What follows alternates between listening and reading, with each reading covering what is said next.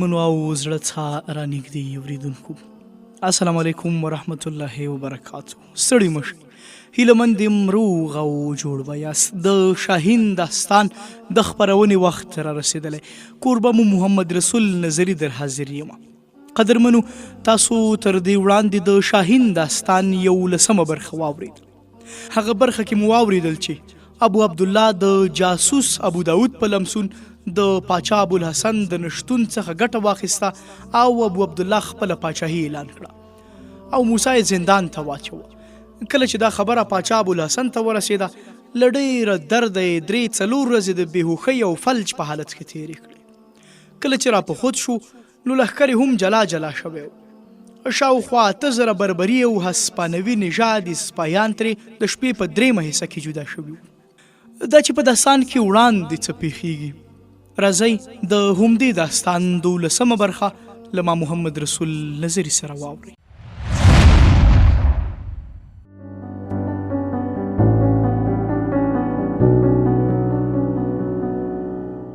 بدر بن مغیره له غرناطوی نه 20 میله لرې اړولی و. یو ماښام هغه ته خبر ورغی چې له غرناطوی نه یو بربري سردار مهم پیغام راوړی دی. بدر بن مغیره سمدستي هغه خپلې خیمې ته ور وغوښت. منصور بن احمد هم له هغه سره په خیمه کې ناست و. بربري سردار چې ورننوت، له دواړو سره ستړي مشي وکړه او بیا مخامخ په یوه کرسۍ کېناست. ویې ویل، زه له غرناطوی نه راغلی. بدر بن مغیره ورته وویل، ووایه څه وایې؟ بربري سردار له لږ دوه زړهتوب نه وروسته وویل، زه یوازې تا ته څه ویل غواړم. بدر منصور ته وکتل او هغه له خیمې نه بهر څه ووت. نوي راغلي سړي له جیبه یو لیک راوویست او بدر ته یې ور وړاندې کړ. ویې ویل، زه ابو داود راستولی یم. هغه ویل چې ستا لخوا د دې لیک ځواب هسپانیا له بربادۍ ژغورلی شي. بدر لیک پرانسته او په لوستلو یې پیل وکړ او بربري په ډېره مینه د هغه په څېره کې د لیک کسار او نښې کتلې. د لیک له لوستلو وروسته بدر بن مغیره یوه شیبه بربري سردار ته وکتل او یو ځل بیا یې له سره په غور او دلچسپۍ د لیک په لوستلو پیل وکړ. د لیک مضمون داسې و: د یوه داسې چا لخوا چې د خپلې ناتوانۍ په وجه د خپلې ټولنې یو بیکاره غړی ترې جوړ دی، د داسې مجاهد په نامه چې عزم او همت یې د اندلس د مسلمانانو وروستۍ تکیه ده. ته به پوهېدلی وې چې زه څوک یم. په غرناطو کې د دومره لوی انقلاب سره زما چوپتیا د مصلحت پر ځای زما مجبوریتونه وو. اوس هم زه پر دې باور نه لرم چې لیک به مې در ورسیږي. خو که ما د استازي په پیژندنه کې سهوه نه وي کړي او زما لیک در ورسیږي او د دې نتیجه هم غوره راوځي، نو زه به دا د خپلو پخوانیو غفلتونو او اشتباهاتو کفاره وګڼم.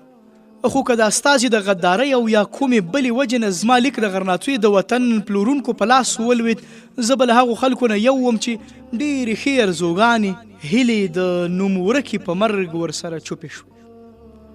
په هر صورت که زما نه وروسته را بیا د ابو عبدالله د بدو هیلو او نیتونو ښکار نه شوه، نو ټولې پیښې به درته ووایي. د ابو عبدالله له بغاوت نه وروسته زه داسې احساسوم چې کاشکې غرناطوی ته نه وای راغلی. دا زما بدمرغي وه چې د یو شاهین سره په استوګنه کې مې د ژوند د سبق زده کولو پر ځای د یوه داسې توتي د ښوونې دنده قبوله کړه چې په زرینه پنجره کې بندي و.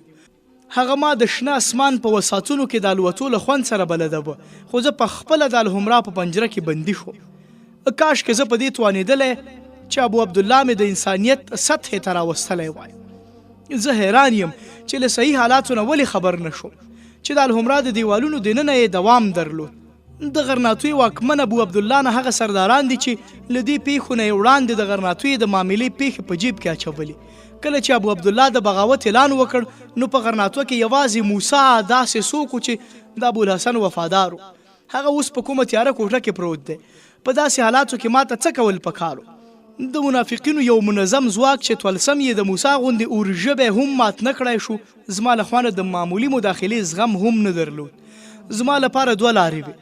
یوه دا چې په ډک مجلس کې د ابو عبدالله پر خلاف د بغاوت غږ اوچت کړم او د هغې په بدل کې د ژوند نوره برخه د بندیخانې په یوه تیاره سمڅه کې تېره کړم. دویمه لاره دا چې د یو چوپ نندارچي په څېر شم، انتظار وکړم چې داسې وخت راشي چې ابو عبدالله زما خبرې اورېدو ته مجبور شي. ما دوهمه لاره غوره کړه. تاسو به دا زما مصلحت خوښونه او که به یې ویره وبولئ. به هر صورت د الحمرا دروازې تر اوسه زما پر مخ پرانستې دي. ما تر اوسه پورې ابو عبدالله د صحیح ګام پورته کولو لپاره نه دی چمتو کړی، خو څو ځله زما تدبیر هغه د غلط ګام اوچتولو نه ژغورلی دی. اوس له څو ورځو را په دې خوا زه په ابو عبدالله کې یو بدلون احساسوم، او دا بدلون پر دې نه دی چې د هغه په زړه کې د اندلس د راتلونکو په باب څه اندېښنه ده، بلکې د هغې لامل دا دی چې ده ته په خپله راتلونکې تیاره ښکاري. هغه خطرات چې ده له غرناطوی نه لرې بلل اوس د غرناطوی دیوالونو ته راورسېده. د ښار د کلابندۍ او د خلکو د ناکرارۍ نه سخت په اندېښنه کې دی. کله فردیناند نه د سمدستي مرستې امید وای ښایي دومره نه وای اندېښمن، خو فردیناند د ده د پیغام په ځواب کې ویلي چې هغه د یو پرېکنده جنګ په تیاري بوخت دی. د هغه اندېښنه دومره زیاته شوې چې پخوا به مې په ډېر زحمت هغه لیدی شوی، خو اوس مې د خپل ډاډ او تسلي لپاره کله کله نیمه شپه ور وغواړي. کله دی په خپله راشي. وړمه ورځ ابو عبدالله نیمه شپه زه ور وغوښتم او د غرناطوی په حالاتو یې اندېښنه ښکاره کړه. ما په څو خبرو د ده د اندېښنې له زیاتولو نه وروسته ورته وویل چې آیا دا امکان نه لري چې ستا او پاچا ترمنځ سوله وشي؟ د ابو عبدالله له خولې بې اختیاره ووتل چې کاشکې داسې ممکنه وای. که زما پلار ما وبخي هم د کاکا په زړه کې به مې له ما سره خلوص پیدا نه شي. ستا په باب هم د دا بدګماني درلوده چې ته د ده د وینو تږی یې. ما هغه ته وویل چې که د پاچا لخوا د سولې لپاره څه سر وخوځول شي ته پکې څه وایې؟ ده ځواب راکړ چې په دې حالاتو کې دا خیال کمعقلي ده چې پاچا به له ما سره د سولې هڅه وکړي. د سرحدي شاهین له کامیابېدو نه وروسته به هغه ما یو بې ضرره دښمن ګڼي او هغه به زما په لوري د سولې د لاس سره اوږدولو پر ځای زما غاړې ته د پانسۍ د پړي اچولو هڅه خوښوي. ما ورته وویل که ما د سرحدي شاهین په پیژندلو کې اشتباه نه وي کړي نو د غرناطوی په اړه د هغه دلچسپي له پاچا سره د دوستۍ او یا له تا سره د دوستۍ په وجه نه ده. د هغه یوازینی لامل دا دی چې هغه مسلمانان د عیسویانو پر خلاف سره یو کول غواړي. که هغه ستا په استعدادونو او صلاحیتونو خبر شي امکان لري چې پاچا ستا په مقابل کې له تخته لاس په سر کولو ته اړ باسي. ابو عبدالله تر ډېره چورتونه وهل، بیا یې په اندېښنه ځواب راکړ زه به څه وړ باوري شم چې سرحدي شاهین به زما ملاتړ وکړي او زما پلار او تره به زما د ناسکه ورور په تخت کې ناستلو اصرار نه کوي. ما ورته وویل چې د هغه د ژوند تر ټولو لوی ارمان د نصراني حکومت تخته چپه کول دي او د دې ارمان په خاطر هغه په غرناطوه کې د خپل منځي جګړې د درولو لپاره خپلې هرې پریکړې بدلولو ته تیارېدی شي. زما په دې خبرو ابو عبدالله ته دا تمه پیدا شوه چې تاسو به په غرناطوی له یرغل نه وړاندې د سولې هڅه وکړئ. هغه دې خبرې ته تیار شو، د سولې لپاره به یو هیات ستاسو خدمت ته واستوي. خو زه ویرېدم چې هغه ټول سرداران به چې په سوله کې سر ته خطر دی د ابو عبدالله د دې ارادې مخالفت وکړي او هغوی به د ابو عبدالله پر ځای کوم بل احمق چیرته په تخت کښېنوي. له دې نه پرته هغوی ښایي د فردیناند د پلار او زوی له سولې نه خبر کړي او هغه بیړنۍ مداخلې ته چمتو کړي. ځکه خو ما د هغوی د بې خبره ساتلو په خاطر ابو عبدالله ته وویل چې که د سولې لپاره ته لومړی ګام اوچت کړي نو هغوی به دا ستا کمزوری تعبیر کړي. دا هم ممکنه ده چې ستا له ملګرو نه زیات د سزا نه د ځان ژغورلو په غرض ستا ملګرتیا پرېږدي او له هغوی سره ملګرتیا وکړي یا تا بندي کړي او هغوی ته دې وسپاري. ځکه خو سمدستي ته خپله اراده چاته مه ښکاره او د هغوی له لوري د سولې د هیئت د راتګ انتظار وکړه. اوس ابو عبدالله د سولې د هیئت انتظار کوي. زما کار دا دی چې هغه مایوسۍ ته پرې نه ږدم، خو زه داسې احساسوم چې د فردیناند زرخرید سرداران به ستاسو د سولې استازی الهمرا ته نږدې پرې نه ږدي او د ابو عبدالله کوم استازی به هم ښکاره تاسو ته در پرې نه ښودل شي او د سولې هغه هڅې به هیڅکله هم کامیابې نه شي چې دغه وطن پلورونکی پرې خبر شي. ځکه خو زه تا په یو ډېر لوی ازمیښت کې اچوم. ما فکر کړی دی که ته د شپې لخوا د الهمرا له کومې پټې لارې نه ماڼۍ ته راشي زه به یوازې ستا او ابو عبدالله د لیدو کتو انتظار وکړم. که زما تجویز کار ورکړي او ته د پیردارانو له نظره پټ الهمرا ته راغلې نو داسې وګڼه چې غرناطوه دې فتح کړه. ابو عبدالله ته یوازې ډاډ ورکول دي چې د هغه سر ته هیڅ خطر نشته. له دې وروسته به ستا هره اشاره ده ته د حکم درجه ولري. دا ملاقات به زما د کور په یوه کوټه کې وي. فرض کړئ چې ابو عبدالله ستا په خبرو ډاډه نه شو او په نیت کې سفتور و، بیا به هم د سرحدي شاهین سره په یوه کوټه کې بند وي. تاسو په هغه هر ډول داسې فرمان لاسلیک کولی شئ چې پر الهمرا د قبضې لپاره ضرور وي او د دې فرمان د عملي کولو لپاره به څو تنه داسې مجاهدین وي چې زه یې د ابوالحسن د وفادارو په حیث پیژنم. د محل هغه ملازمین چې د وطن پلورو جاسوسان دي یو پر بل پسې به هماغه کوټې ته راوغوښتل شي او زما له خوا به د هغوی د بندوبست لپاره 4 تنه د قوي مټو خاوندان حبشي غلامان هم چمتو وي. د الحمرا د قبضې نه وروسته به غرناطو ستا په لاس کې وي، ابو عبدالله به ستا په لاسو کې ناڅي. د وطن پلورو ډلې به د وړوکو ګروپونو په بڼه الحمرا ته راوغواړو او هغوی نه به هغه څوک چې د اصلاح وړ نه وي جلادانو ته وسپارو. بیا به پوځ د الحمرا د دروازې مخې ته راوغواړو او موسی به هغوی ته وینا وکړي. ته دا اټکل نشي کولی چې په سپایانو کې اوس هم له موسی سره څومره د محبت جذبه ده. بیا به ابو عبدالله چې زه یې د بخښنې وړ نه بولم ستا رحم او کرم ته اړوي. اوس تا ته یوازې د دې ویل پاتې دي چې ما الحمرا ته ستا د ننوتلو څه وړ لار سنجولې. زما د کور د سیند لوري ته د الحمرا په یو کونج کې دی. که ستا ښه لامبو زده وي نو له کښتۍ پرته په لامبو په سیند کې راپورې وتلی شي. هلته له دیوال سره نږدې یوه لویه ونه ده چې په سیند کې ورکه شوې ده. د ونې څانګې هم په اوبو کې ډوبې دي. له دې ونې نه 20 ګامه ښي لاسته نږدې 40 بالښت اوچته زما د کور کړکۍ لاندې په دیوال لاس ووهې نو یو نری پړی به ووینې. کله چې دغه پړی کش کړې زه به ستا په راتګ خبر شم او داسې زینه به در وځړوم چې ته به په اسانۍ زما کوټې ته راشي. که د خطر څه خبره وي نو د رسۍ په وروستۍ برخه کې به د کاغذ یوه ټوټه وي. ته هغه در سره واخله او په کاغذ کې پر لیکلي هدایت عمل وکړه. ما د دې کار لپاره د چهارشنبې ورځ غوره کړې ده. که په دې چهارشنبه را نشي نو بلې چهارشنبې ته راشه. دا چهارشنبه ځکه غوره ده چې شپه به تیاره وي او له علامونه داسې ښکاري چې څو ورځې نور به هم وریځې ښې تورې وي. که د کړکۍ تر څنګ زه ستا د هرکلي لپاره موجود نه وم نو زه به له ابو عبدالله سره په کومه بله کوټه کې په خبرو اترو بوخت یم. خو ستا هرکلي ته به ربیه ولاړه وي او همغه به درته لارښوونه وکړي. د چهارشنبې په شپه به ابو عبدالله زما میلمه وي. ته په دې حیرانېږه ما له کومې ورځې راهیسې چې ابو عبدالله ربیه لیدلې ده په ډول ډول پلمو زما کره راځي. پرون یې لا د ربیې سره د واده د پیغام استولو حماقت کړی و. ربیه د پیغام راوړونکې خدمتګارې د ویښتانو د شکولو په تکل شوه. خو د انجیلا په منځګړتوب معامله بیرته دفع شوه. زما په وړاندې ابو عبدالله یوازې په اشارو اکتفا کوي. په دې حالاتو کې زه داسې احساسوم چې زه به ډېر ځنډ په الحمرا کې پاتې نه شم. زه تا د یو خطرناک پروګرام لپاره راغواړم او د بری پوره ډاډ هم نشم درکولی. الحمرا ته چې رانږدې شي هر ګام به د ژوند او مرګ ترمنځ په ډېره تنګه کوڅه کې وي. ځکه خو زما په هدایاتو له عمل نه وړاندې له ځان سره ښه سوچ وکړه. امکان لري د شپې ته له یوې غولچکۍ لارې الحمرا ته ننوځي او سهار ته د ملګرو ته د الحمرا دروازې پرانستل شي. خو دا هم کیدی شي چې له تا سره زه هم داسې تیاره ګوټونو ته ولویږم چې د بیرته راتلو امکان یې نه وي. زموږ سره به د غرناطوی راتلونکی هم ښخه شي. که زما ستاسې زما دا اوږد لیک تا ته دروړ نو دا ضروري ده چې تر څو دا کار نه وي بشپړ شوی هغه بیرته غرناطوی ته مه راپرېږده. ستا سړی دی، هغه د یو عزتمن میلمه په څېر ورسره وساتئ. زما د ده په نیک نیت اعتبار دی خو احتیاط ضروري دی. د فردیناند جاسوسان به ستا د بندي کولو په بدل کې ستا د وزن په اندازه سره زر ورکولو ته چمتو وي.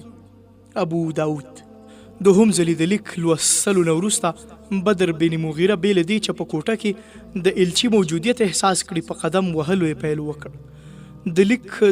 د لیک الفاظ د ډول ډول معناګانو سره د ده په ذهن کې راګرځېدل. په ذهن کې الحمرا لیدله.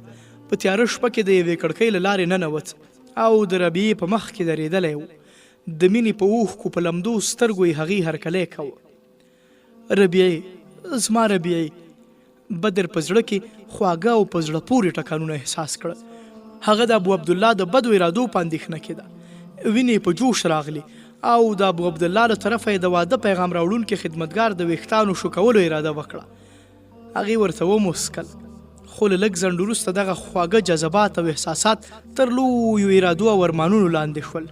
د خپل پروګرام په ټولو اړخونو یې فکر وکړ. په الحمرا کې د ابو داود په موجودیت کې د ابو عبدالله بغاوت د ده په زړه کې پر ابو داود بدګماني را پیدا کړې وه چې د دې لیک په لوستلو هغه ټولې ترې لرې شوې وي. زه تا د یو خطرناک پروګرام لپاره راغواړم او د بری پوره ډاډ هم نشم درکولی. الحمرا ته له نږدې کېدو وروسته به ستا هر ګام د مرګ او ژوند ترمنځ په یوه تنګه او تیاره لاره وي. ځکه خو زما پر هدایاتو له عمل نه وړاندې ښه سوچ وکړه. د ابو داود دا الفاظ یې په غوږونو کې وکړنګېد او بیا د ده وروستۍ پرېکړه دا وه چې زه به خامخا ورځم.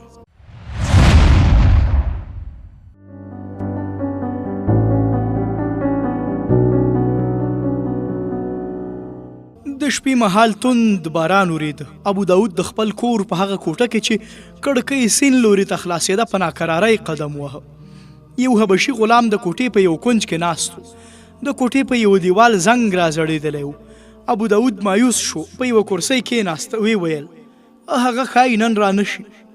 حبشي غلام ځواب ورکړ په داسې توپان کې له سیند نه تېرېدل اسانه نه دي. تر لږ ځنډه چوپ دواړو یو بل ته کتل. ناڅاپه پر دیوال د را زړېدلي زنګ پړی وخوځېد او له زنګ نه غږ اوچت شو. ابو داود وویل هغه راغی. غلام زر را جګ شو او د رسۍ نه جوړه زینه یې تر کړکۍ لاندې وځړوله. لږ ځنډ وروسته یې په زینه وزن محسوس کړ. ویې ویل هغه پاس راخیږي. لږ شېبې وروسته یې وویل هغه به اوس تر نیمایي زیات راختلی وي. که رسۍ غوڅه کړو نو موږ به یې په بله طریقه د وژلو له جنجال نه خلاص شو. ابو داود وویل ورو غږېږه، هغه تر موږ زیات هوښیار دی. هغه به په خپله د راپورته کېدو وړاندې کوم بل څوک لومړی پاس راخیژولی وي. حبشي بیا وویل کله چې پاس را نږدې شي ته خو یې غږ پېژنې، زما توره به ستا د اشارې په انتظار وي. ابو داود په شونډو ګوتې کېښودې او هغه ته یې د چوپتیا اشاره وکړه. له کړکۍ نه یې سر وایست او لاندې یې وکتل. د تورو په برېښنا کې څو ګزه لاندې یو نقاب پوښ ولید چې په زینو راخته. هغه ورو وویل د خدای شکر دی چې تاسو راغلی. نقاب پوښ د هغه د خبرې څه ځواب ورنه کړ. ابو داود له لږ ځنډ وروسته بیا وویل ته یوازې که نور څوک هم در سره ملګري شته؟ نقاب پوښ وروستي څو ګامه په بیړه ووهل، په کړکۍ کې ورننوت او ارامه ساه یې وکښله. ویې ویل په تیاره کې مې د محل د دې برخې په موندلو کې ځنډ وکړ. د سیند اوبه هم ډېرې تیزې دي. ابو داود ورته وویل ته په یخنۍ کې راغلی، راځه په بله کوټه کې دې جامې بدلې کړه. بدر بن مغیره نقاب لرې کړ. ویې ویل زه په داسې موسم کې په ګرځېدو عادي یم. ابو داود وویل زما باور و چې ته به خامخا راځې. بدر وویل تا زه فرض ته رابللی و. ابو داود ورزیاته کړه راځه دلته درېدل مناسب نه دي. بدر بن مغیره له ابو داود سره یوې بلې کوټې ته ننوت چې په قیمتي قالونو پوښل شوې وه او ښکلې کرسۍ پکې وې. ابو داود بدر بن مغیره په یو کرسۍ کېناوه. ویې ویل ابو عبدالله په پاس کوټه کې زما له یو نوکر سره د شطرنج لوبه کوي. ته ډېر ناوخته راغلی، خو له نیکه مرغه د شطرنج مینې هغه د کور له تګ نه راایسار کړ. هغه نوکر د اعتبار وړ نه دی، خو دا کمال پکې دی چې ابو عبدالله تر سهاره په شطرنج بوختولی شي. د حرم سرای خلکو ته خبر ورغلی چې هغه دلته په شطرنج بوخت دی، ځکه خو که تر سهاره دلته وي څوک به یې پوښتنې ته را نشي. ته هم دلته کښېنه، زه به هغه نوکر په څه پلمه لرې کړم او بیا به دې پاس راوغواړم. بیا خو وروسته تا ته معلومه ده چې ته باید څه وکړې.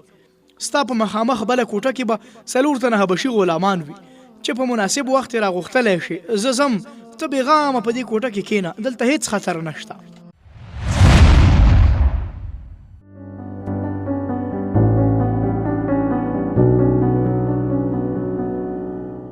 ابو داود له کوټې نه بهر څه ووت او بدر بن مغیره د کوټې په ننداره بوخت شو. ناڅاپه یوې خواته د پښو غږ واورېد. هغه چې ور وکتل جګ شو او ودرېد. ربیه د هغه په مخ کې ولاړه او حیران یې ده ته کتل. د هغه له خولې ووتل ربیعې.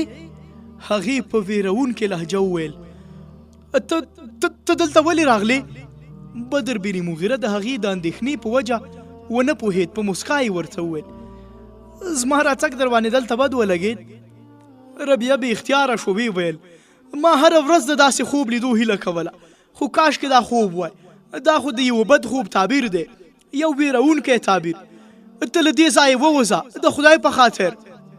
بدر بن مغیره د پریشانۍ سره سره مسکی شو. ویې ویل دلته ما ته څه خطر نشته، تا ته ښایي معلومه نه وي چې زه ستا د پلار په بلنه دلته راغلی.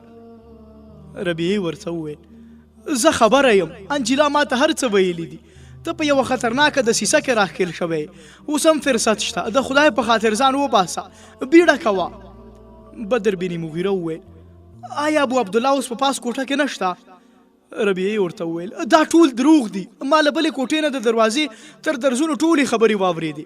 که د دې کوټې دروازې له دننه نه بندې نه وای نو ما به ځان خطر ته غورځولی وای او ته به مې له خطر نه خبرولې. بدر وویل مګر زما باور نه راته چې ستا پلار. ربیعې وویل تاسو زما پلار تر ما ښه نه پیژنئ. ستا په یاد نه دي چې موږ ستا سره په سرحد کلا کې وو، ما تا ته ویلي و چې ما یو خوب لیدلی چې نصرانیانو په تاسو حمله کړې وي. بدر وویل زما په یاد دي. ربیعې ورته وویل هغه خوب نه و، ما ته د خپل پلار دسیسه معلومه شوه. اوس انجیلا له دې دسیسې نه خبره کړم. د بدر بن مغیره په شونډو غمجنه مسکا خپره شو. ویې ویل که دا دسیسه وي نو دومره به بشپړه وي چې اوس تېښته ګټه نه لري. هلته که د پړي زینه نه وي ورکه شوې نو لاندې له دیوال سره به د دوی سړی ولاړ وي. مګر رب یې که خدای له مانه څه کار اخیستل غواړي نو څوک به زما هېڅ ونه کړی شي. ربیعې ورته وویل هغوی ستا د وینې تږي دي. د ربیعې په سترګو کې اوښکې راغلې. بدر ورته وویل مړه ولسونه د شهیدانو له وینې نه پرته په بل څه نشي را ژوندي کېدی. ربیعې لکه چې اوس ډېر لږ وخت وي ما له تا سره ډېرې خبرې کول غوښتل. له لرې د څو تنو د پښو غږ راغی. ربیعه بې اختیاره ور وړاندې شوه. بدر یې تر مټ ونیو او په سلګۍ ورته وویل د ډېرو ویلو وخت نشته، یوازې دومره ووایه چې ربیعې ته زما یې او زه له تا نه نفرت نه کوم. ما مه لرې کوه. هغوی پرېږده چې ومې ویني. هغوی لکه چې ابو عبدالله ورسره راوست. ابو عبدالله پرېږده چې وویني چې ما د غرناطویې د ملکې تاج د چا په خاطر رد کړی دی. بدره زما بدره که دا وخت نه وی راغلی نو ما به په عمر کې هم د دې جرأت نه و کړی چې درته ووایم زه له تا سره مینه لرم. ستا سره د ژوند ملګرتیا زما د ارزوګانو له تخیل نه اوچت سو، خو په مرګ کې ستا سره له ملګرتیا نه ما هېڅوک نشي ایسارولی. بدر ورته وویل ربیعې ته ماته له خپل ژوند هم ډېره ګرانه یې. د خدای په خاطر لاړه شه. هغوی راغلل که تا دلته وویني څه به وایي؟ ربیعې وویل دا به وایي چې زما له تا سره مینه وه او زه به دوی ته ووایم چې په اندلس کې له بدر بن مغیره نه پرته بل څوک دی چې توره یې د هسپاني د مظلومو نجونو د عصمت او ابرو د ساتنې په خاطر اوچته شوې ده. هغه څوک دی چې په نظر کې د پرښتو په شان پاکي ده. د کوټې ور خلاص شو. له ابو داود او ابو عبدالله سره 10 تنه توره کلي او نیزې په لاسو کې راننوتل. ابو داود چې ربیعه هلته ولیده پریشانه شو. ویې ویل ربیعې ته دلته ولې ولاړې؟ ورځه خپلې کوټې ته دی. ربیعه یو ګام ور وړاندې شوه. پلار ته یې له غوسې نه په رېږدېدونکي غږ وویل ووایه تا د ده لپاره څه وړ سزا ټاکلې؟ موږ دواړه د یوې کښتۍ سپاره یو. که دی غرناطې ته د نیکو هیلو درلودو ګنهګار وي دا زما مجرم او ګناه هم ده. ابو داود په چاپلوسانه لهجه وویل. په ربیعې کله کله عصبي شوک راځي چې په هوش راشي دا یې په یاد هم نه وي چې څه یې ویلي. ربیعې څه ویل خو ابو داود ور وړاندې شو. هغه یې تر مټ ونیوه او بلې کوټې ته یې ورسره کش کړه. ابو عبدالله تر څو شیبو د پریشانۍ په حالت کې بدر بن مغیره ته کتل. بالاخره سپایانو ته اشاره وکړه. هغوی نیزې برابرې کړې او په نیمه دایره حلقه بدر ته ور وړاندې شوه. بدر بن مغیره توره وکښله او زر ابو عبدالله ته ور وغورځوله. ویې ویل د یوه سړي د نیولو لپاره تاسو ته د دومره نفرو د راوستلو ضرورت نه و. د ابو عبدالله په اشاره یو سړي د بدر توره اوچته کړه او هغه ډاډه شو ور وړاندې شو. ویې ویل زما دا تمه نه وه چې ته به الحمرا ته د ننوتلو احمقانه جرأت وکړې. بدر بن مغیره وویل که په الحمرا ماڼۍ کې عقل، فریب، دوکې او بزدلي نه وای نو زه په خپل حماقت خفه نه یم. ابو عبدالله بې ځوابه شو. ویې ویل زما په ګمان د داسې خبرو لپاره دا ځای مناسب نه دی. د محل په یوه کوټه کې چې ستا له شان سره برابره ده ډېر خلک ستا د ورتګ انتظار کوي. زما باور دی چې ته به زما د سپایانو خبره ومنې. په دې کې ستا ګټه ده. ابو عبدالله ووت. سپایانو بدر را ایسار کړ. یوه تن زولنې نیولې وې. بدر له څه تذبذب پرته لاسونه ور وړاندې کړل. بدر بن مغیره د سپایانو په منځ کې د قندیلونو او مشالونو په رڼا کې له مختلفو برنډو او دهلیزونو نه تیر شو او دارالاسود ته ورننوت. په لاره کې ځای پر ځای ځلېدونکې ستلې تورې سپایان ولاړ ولیدل. دا یې احساس کړه چې د تېښتې د هڅې نه کولو پرېکړه یې صحیح وه.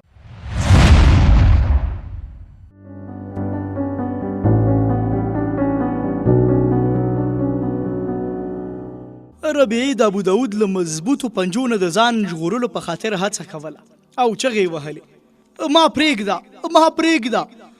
ابو داود په بستره ور ډیکه کړه. ویې ویل لیونۍ نجلۍ که ستا د خپل عزت پروا نه وي زما د سپینو ویښتو خیال وکړه. تا زه د دې جوګه کړم چې د غرناطویې ذلیلترین انسان ته هم پورته ونه شم کتلی. ربیعه را سنبال شوه. کېناسته. پلار ته یې وکتل او جګه شوه. پښو کې ور پرېوته. چغې یې کړې د خدای په خاطر د هغه ژوند وژغوره. که زما په خاطر نه وي د غرناطویې په خاطر، که د خپلې لور په خاطر نه وي نو د اندلس د لکونو مظلومو لوڼو په خاطر یې وژغوره. زه واده کوم چې تر عمره به یې نوم په خوله وانخلم، که نه نو زه به په اور کې ځان وسوځوم، د الهمرا تر ټولو اوچت برج ته به وخېږم او ځان به ترې راوغورځوم. د ابوداود په سینه کې د کاڼي زړه و، خو د انسانیت یوه سپرغۍ لا پکې بله وه. هغه له ارادې سره په دې ونه توانېد چې دغه سپرغۍ مړه کړي. د هغه په زړه کې د انسانیت د خوږو نغمو جوړولو تارونه شلیدلي وو، خو یو تار تر اوسه پاتې و، هغه تار چې د ربیعي اوښکو کړنګولی شوی. نړۍ ته هغه یو بېرحمه انسان و، یو داسې بېرحمه انسان چې د یوې معمولي هیلې د ترسره کېدو لپاره یې بې له څه اندېښنې د زرګونو تنو وژل زغملی شوی. خو ربیعي ته هغه یو پلار و. له خپلو ټولو عادتونو سره هغه په خپل زړه کې د انسانیت د هغې ځلیدونکې سپرغۍ په وژلو بریالی نه شو چې د ربیعې په خنداګانو روښانه و. هغه بیا لاسونه اوچت کړل چې ربیعه په بستره ور وغورځوي، خو د پلرنۍ مینې په داسې جال کې ونښت چې غورځول یې ورته ممکن نه و. د ربیعې اوښکې په پښو وڅڅېدې. ده د شاته کېدو اراده وکړه، خو ربیعه په پښو ورنښتې وه. هغه ور ټیټ شو، پر سر یې لاس ور کېښود او بیا یې تر مټو ونیوه او د پورته کولو هڅه یې وکړه. پلار او لور یو بل ته مخامخ درېدلي وو. یوه شېبه ابوداود داسې احساس کړه چې د ربیعې د اوښکو د څاڅکو په مخ کې د ده د ژوند د هره هیله بې ځایه ده. هغه په غمجنه لهجه وویل: ربیعې، کاشکې ما ته معلومه وی چې د هغه لپاره ستا لیونتوب تر دې حده رسېدلی. زه به د هغه د ژغورلو هڅه وکړم، خو ربیعه سر تر پایه هیله شوه. ویې ویل: پلار جانه، ته هر څه کولی شې، د هغه مرګ به د غرناطیو د تباهۍ مقدمه وي. ابوداود وویل: ما سره د غرناطۍ غم نشته، زه یوازې ستا د اوښکو قیمت ادا کول غواړم. ابوداود دا وویل او بلې کوټې ته ننوت. یوه المارۍ یې خلاصه کړه او یو بوتل یې راواخیست. 2 څاڅکي په یوه پیاله کې واچول، بیرته ربیعې ته راغی، ورته ویې ویل: دا وڅښه او ویده شه، ستا حالت ښه نه دی. ربیعې په ریږدېدونکې لاسونو له پلار نه پیاله واخیستله، هغه ته یې وکتله، ویې ویل: که دې د هغه لپاره هم دغسې زهر ټاکلی وی نو زه یې په خوښۍ قبلوم، خو کاشکې تا د خپلو زخمي احساساتو لپاره زما مرګ کافي بللی او د اندلس د مسلمانانو نه مو خپله وروستۍ تکیه نه اخیستلی. هغه پیاله شونډو ته ورنږدې کړه او پلار ته یې وکتل. ناڅاپه له بلې کوټې نه انجیلا راښکاره شوه او هغې چغه کړه: ربیعې، د خدای په خاطر دا مڅکه. بیا یې رامنډه کړه او د ربیعې له لاسه یې د پیالې اخیستلو هڅه وکړه، خو ربیعې له یو غړپ څښلو نه وروسته پیاله په فرش وغورځوله. د ابوداود په شونډو یوه معناداره مسکا وه. انجیلا حیرانه شوه، خپلې ناسکه خور ته یې کتل او ربیعې په فاتحانه انداز دواړو ته کتل. انجیلا وویل: ربیعې، دا دې څه وکړل؟ او بیا ربیعې ته ورتر غاړې وته. پلار ته یې وکتل او په لړزنده غږ یې ورته وویل: د دې زهرو یوه پیاله ما ته هم راکړه. موږ دواړه د یوه مار په کور کې زېږېدلي یو، زموږ پای هم باید یو ډول وي. ابوداود وویل: تاسې دواړه لیوني شوي یاست. ما ربیعې ته د خوب دوا ورکړې تر څو زما هڅې څه نتیجه ورکوي. دا ویده ښه ده، ویښ پاتې کېدلې په تاوان دي. دا یې وویل. ربیعې تر مټ ونیوله، په بستره یې څملوله او له کوټې نه بهر ووت. دی به 10 ګامه نه و تللی چې انجیلا له شانه ورغله، د هغه لمن یې ونیول او ویې ویل: پلار جانه، هغه وژغوره، ربیعه له هغه پرته ژوندی نشي پاتې کېدی. ابوداود په غمجنه لهجه وویل: انجیلا، زه د هماغو ازغیو په ټولولو پسې ځم چې په خپل لاس مې شیندلي دي. ویرېږم چې د هدف ترلاسه کولو پر ځای مې لاسونه ټپي نه شي. تر څو ربیعې ته خوب نه دی ورغلی، ته تسلي ورکوه چې هغه به بد شي.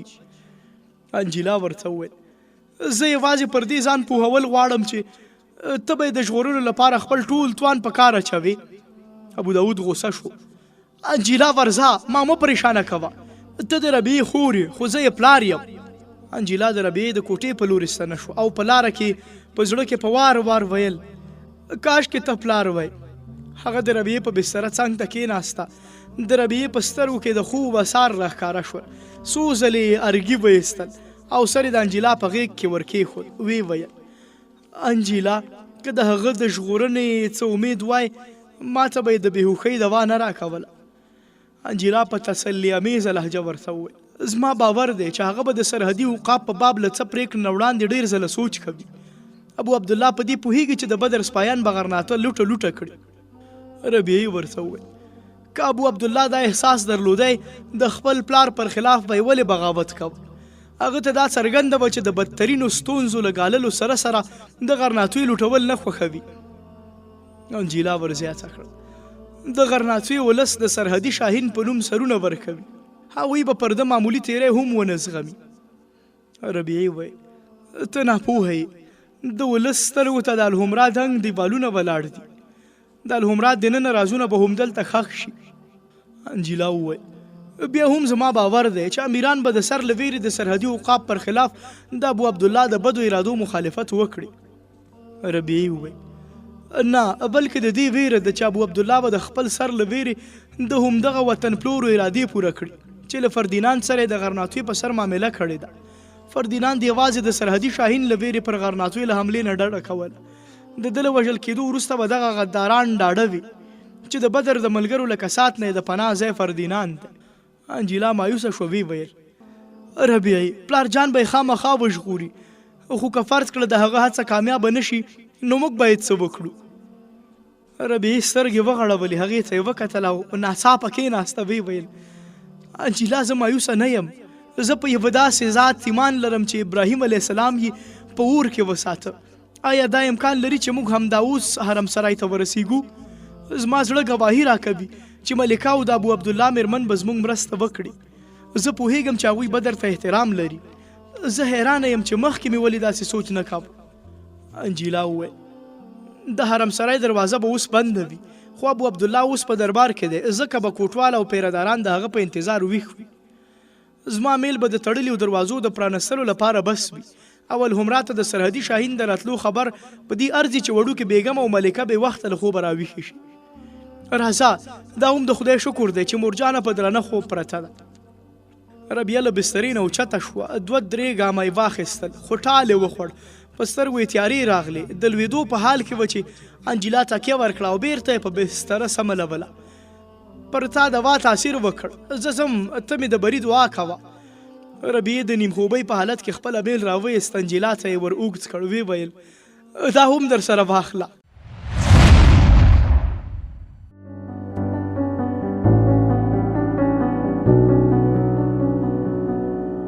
قدرمنو او زړه ته رانږدې اورېدونکو او د شاهین داستان د خپرونې درنو مینوالو، د شاهین داستان 12مه برخه هم دومره وه. سبا چې زه محمد رسول نظري یو ځل بیا ستاسې درانه حضور ته در حاضرېږم، تاسې په بخونکي او متعال را بسپارم، هر چیرې چې یاست ښه د باد سوکاله او سرلوړي اوسئ. د الله په امان.